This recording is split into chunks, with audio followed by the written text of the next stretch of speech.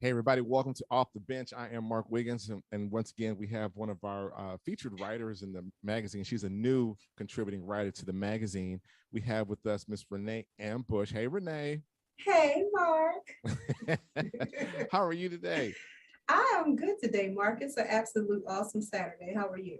I'm doing well. I'm doing well. Same thing up here in this frigid cold, but it was like that the last time I was on, so nothing has changed. So we just Okay, here making it do what it do. that's what we did. All right, Miss Renee, if you follow the show at any length of time, I do not do bios. I think it's more impressive and more impactful when the guests tell us what they want us to know, not what their publicist wrote. So go ahead and give us what you got. I know that's right. Well, okay, let me introduce myself. I am Rebirth of Renee, also known as Renee Ambush. I have overcome amazing and tremendous obstacles in order to become a number one Amazon bestseller published author. I am an award winning domestic and international film writer. I am a 2018 Grammy consideration for Best Gospel Single. And I am a momager and actress, but most importantly, I am an individual, a woman who has a purpose and a passion for assisting other people live their best life by becoming their best self. All righty, and there you go. That's why I don't do it. That's just I'd have messed all of that up. I mean, we had to pick apart each and every one of these. Let's start with you, Renee. How did you get into what you're doing now? What led you to the space of book writing, film producing, singing, depending on who you're talking to? What got um, you to this point? um, actually searching for who I was and getting to the core of myself got me involved in understanding what my purpose was or what my purpose is. And in doing so, I realized that I had messages. I had many messages that would help other people, and I did it in a way that it would just not be so housed into one thing.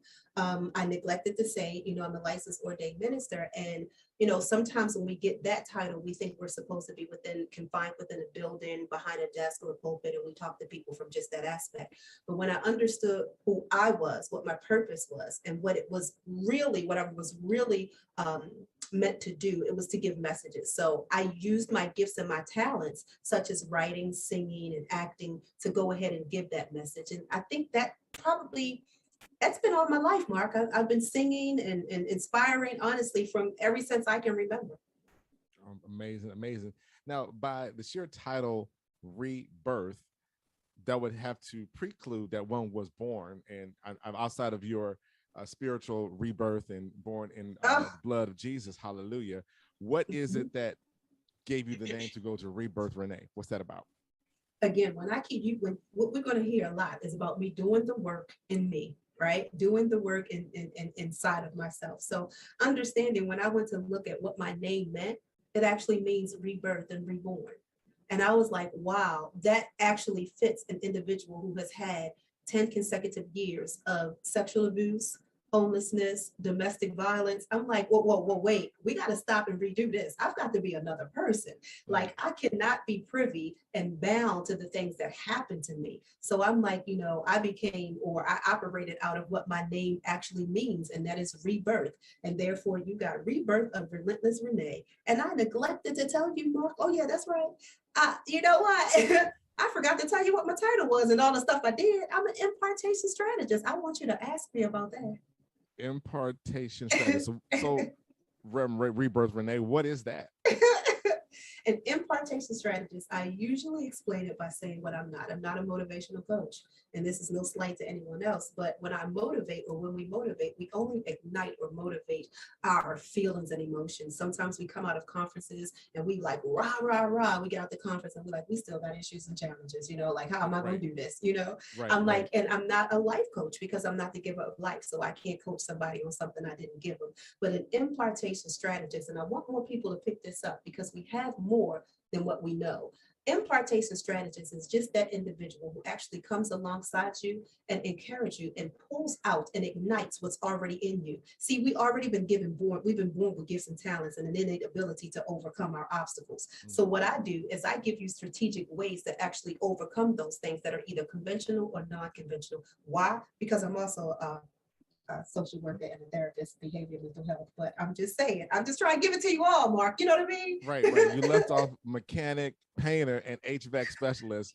I'm on my way to that, and delivering babies and everything. Well, that's awesome. That's a lot of information. And against like your background has given you a lot of Yes. training and experience. And sometimes we have to go through in order to help people level up, right? So go back to the book. What's the name of your book? What's the essence of it? The essence, one of the books is Silent Screams. And that's a book that basically speaks about overcoming, like I said, sexual abuse. I do have a past of incest, molestation, and rape, and literally 10 years consecutive of incest in between the ages of 6 and 16. And it really played a part on my development, of course, self-esteem, self-awareness, all of that. And writing that book, it not only freed me, but a lot of people that have read the book really was like, oh my gosh, I really didn't understand why I had the behaviors that I had until I read the book. And then it triggered in me that, oh wow, this had happened to me. So that book is really about helping people overcome, whether you've been sexually abused or anything, but overcoming the fact that we are not what happened to us. This one just happened to be about that type of abuse, but we've all had challenges and circumstances that we've kind of let hold us into a bondage place. And I want us to know that we're not what happened to us. And do you speak a lot on the book? Are you on tour? How do people get your message outside of just reading your book?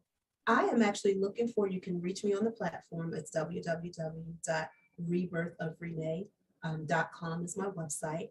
And you can send me a personal email at rebirthofrenee@gmail.com.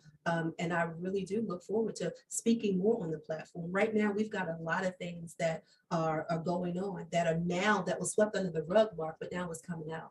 So we're hearing more people who have had traumatic experiences, such as, sexual trauma. And they need someone, like you said, that can understand because they've overcome and they've been through this, that can carry them and help them through, through their progress to their state of overcoming. Because again, we need people who not only are degreed and skilled, but people who actually have lived it and understand to walk alongside us for these things. Yeah, that's a lot. I know there's a lot of need and support that's not out there. Or people are not sure where to go get it. And there's now, through the magazine, there's another touch point for those out there who may be dealing with those issues silently, the silent screams you talk about. Hopefully read your article. I have other people in the magazine. We have Minister Chris, we've got Elena, we got people who all in that space. And the more I say it, there's like something may need to be done with all that, because there's several people in the magazine who have the similar story, but are now doing similar things to try to break cycles and heal people and be the vessel to healing for people. So I'm gonna let you meditate on that one, but if you come up with something, let me know. I'll be more than happy to do that. Now, another thing you do, Renee, outside of HVAC and painting and everything, you mentioned some film stuff. You try to gloss it in there. This, I'm an Emmy Award winning almost. But tell us about the film things that you were doing. Well, at Current, I have a project that I have written in 2019 entitled A Better Baltimore. Now, I'm originally from Baltimore, and I am Baltimore proud. Everywhere I go, everyone knows she's from Baltimore. I make it known. But when I wrote the title of the film, A Better Baltimore, people were like, wait, you forgot the T. And I was like, no, T is for trust, and the city doesn't have any. So I wrote that movie or that film kind of on the aftermath of the Freddie Gray, because I also worked at the Baltimore City Police Department. Yes, Mark, another one of my positions, jobs, and skills. And I understood that from the mental health and behavioral therapy portion, as well as from the law enforcement, in order to deal with the problem, we have to deal with the problem. And dealing with the problem is dealing with the core issue. And I wanted people to see from this film that even though law enforcers carry a badge and a gun, they're still people. And when we see individuals as their humanistic self, as the person, we can then understand where they may be coming from. You have officers that go inside of certain communities and they want to come out just like the people in the communities want to be safe in it. And I contrary to what people, may get, as a swimming kind of upstream by myself a little bit sometimes, but with this thought, we used to be protected by law enforcement, but now we have to be policed. And it's because honestly, we have to be held accountable for our own actions as well. So that's pretty much what the film is about. I am so excited that it won Best Social Justice Film in Montreal in Ontario, Canada. So I'm like, it took it outside of the US for them to see that, you know, we can look at our real problems in the justice system. I was also featured in the Tokyo Film Fest. I was like, wait, these are places I've never even gone. However, my writings have gone there. So I'm really excited. There will be a big premiere. And if you follow me, you'll be able to get that information. And then Mark, currently, I think we spoke briefly, I have a sitcom that I'm looking to get out there because we've got to laugh at ourselves. We got to laugh at some of these heavy topics, you know, and I say that this sitcom will actually laugh you into healing, laugh you into wholeness. It's real topics that we deal with, like I said, the justice, religion, social pressures and things of that nature, but that is happening right now. But if we look at it and get a good message, but also get a good laugh, it makes it a little bit more easier to digest. And that new sitcom is called Rhondas House. And she's funny. Rhonda is a funny character. She's got a whole bunch of funny friends that's always over her house, you know? Right. So if you want to know what's going on, you got to come on over to Rhonda's house. Any projected time frame on rollout? Are you still in the pilot phase? Or I'm still in the pilot phase, and you know, it's something when you are birthing a dream. You know, it takes a while, and you want to make sure that you've got the right nutrition, you've got the right ingredients for that thing to really kind of birth out at its best. But it's working. It's a work in progress, but I'm excited about it. Interesting. So when we're talking more about the film production side of it, I mean, kind of like the way of the books, like used to be back in the day, if you were self-published, you were the scourge of book writing. Now, if you don't self-publish, you ain't nobody. I mean, oh, you didn't self-publish? So how is that with film? Are you independent? Are you trying to get picked up? Are you going to run it yourself on YouTube? What is the plan for Rhondas House? Well, for Rhondas House right now, I am independent. I am truly seeking executive production and to be picked up. I really believe that it's what we need on television right now, honestly. We have gotten away from the family sitcoms and a lot of family things and a lot of positive TV, you know, so you get a little bit of reality, but also a little bit of good, like I said, topical television with good things that we really need to talk about. But like I said, be able to laugh about. I'm definitely looking to be picked up. That is kind of like what is going on with, you know, with the production. It's like, you know, when you're filming your dreams, you know, this is an amazing and rewarding industry, but it's a lot of push in either funding your dreams or having people to believe in your dreams, you know, that with book writing or anything we do, you know, when we're looking for people to invest, which I'm open to receive investors as well. When we look for people to invest, of course, they want an ROI. They want a return on their investment, but they also want something in the project that they can also kind of believe in a little bit too. And this would be that type of project. And even for investors who have never invested in the entertainment industry, I would say venture out, because not only will you get a financial or monetary ROI, you're now in another bracket, in another realm. Television, entertainment ain't going nowhere. So once you kind of get in and start investing and doing some things there, it's open to so much. You know, it's a whole big industry that has been here for forever, and it's not going anywhere because we like to be entertained. Absolutely. That's interesting conversation. I'm not heard of more about investing in film. I know we're talking about crypto, investing in tennis shoes, investing in art now. So when you invest into that, you say you want the ROI, but how are the revenues generated? What is the buyout or the payout, or outside of just some hard work? How does that work?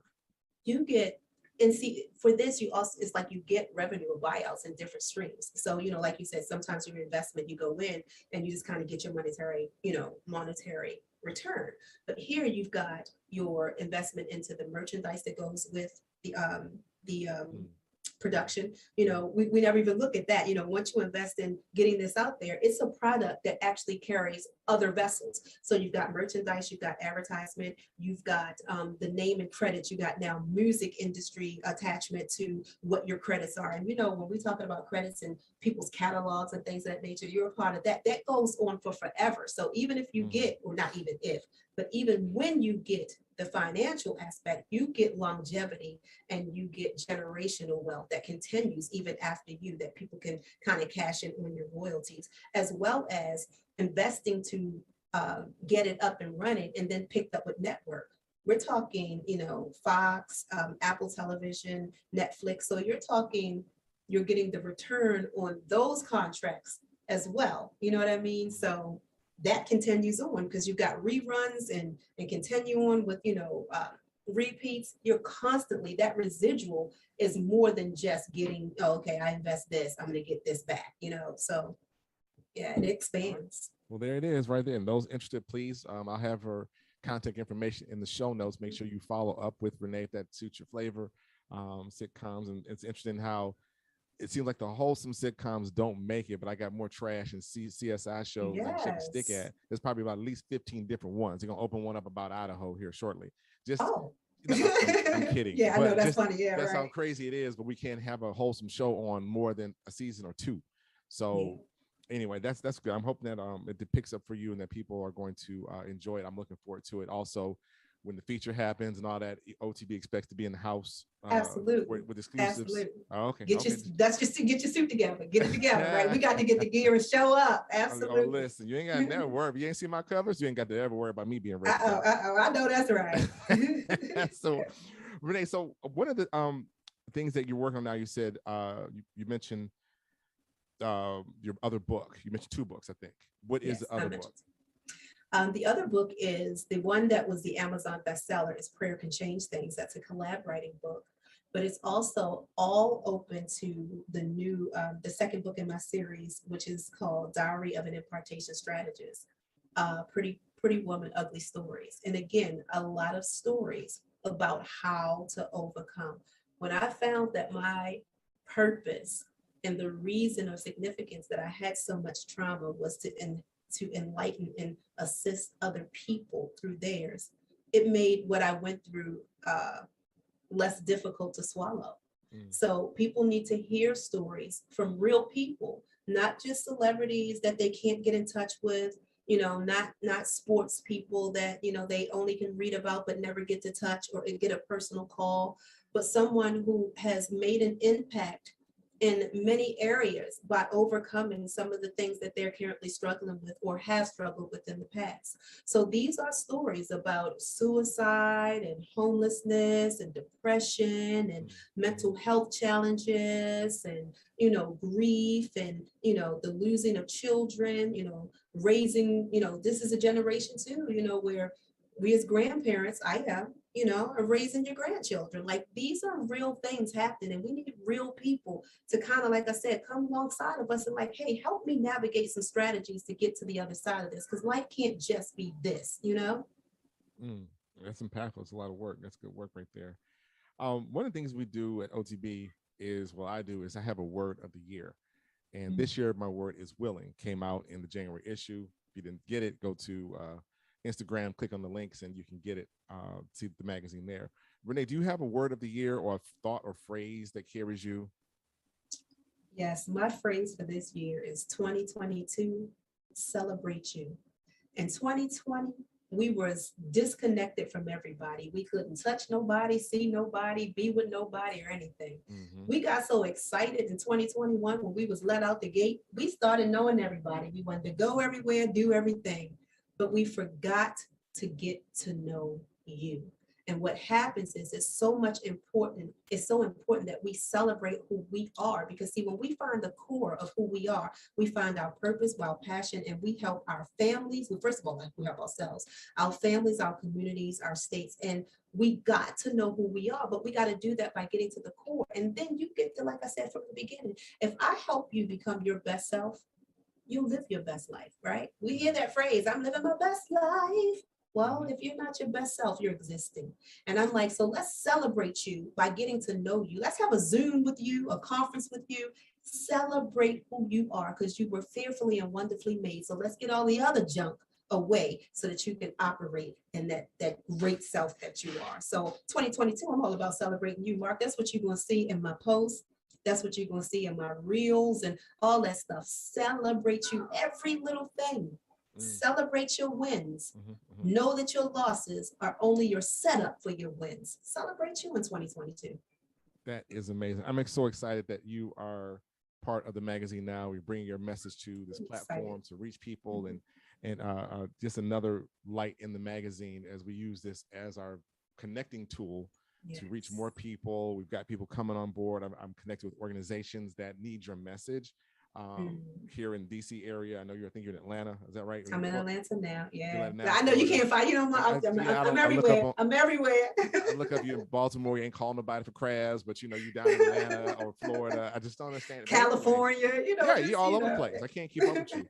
But the magazine is wherever you are. That's right. Absolutely. And the message and the intent is to get this message out to people again who need it, who need that get off the bench motivation, to get off the bench one more again, to overcome whatever obstacles, small, great, large, that we all know that there's something inside of us that's greater than our mistakes. There's something that's greater than our failures, and something that looks beyond all of our faults into our needs, if someone knows what I'm about to say. So that's what we are at this magazine. And I'm so excited that you are in it to bring your voice to the collective of great writers that we have in it. So again, everybody, let's make sure you follow Rebirth Renee on Instagram and also wherever platform she's on. We'll have them in the show notes. Support the sister. And again, look out for that show and definitely inbox and see how to invest. Absolutely. And maybe something that you didn't think about that you could do. Where you and it's so funny, Mark. It's more than just, like you said, that investment is in people. And when you invest in people who invest in people, like I said, it lives on forever. You're changing people and changing communities, like I said, with positive TV. Absolutely. So we definitely want to hear more about that. Well, on the way out the door, Renee, is any last positive message you want to drop on the people? I do. I would like to say I'm first so humble and grateful for being a part of OTB. I'm always going to be so excited with the fact that we share the same acronyms or the same initials. You're OTB. I'm OTB. I'm out the box. And I just want to leave people with exactly that. Where you are is not necessarily where you ought to be. Step out of the realm of any incarceration and be free. Step out the box and off the bench.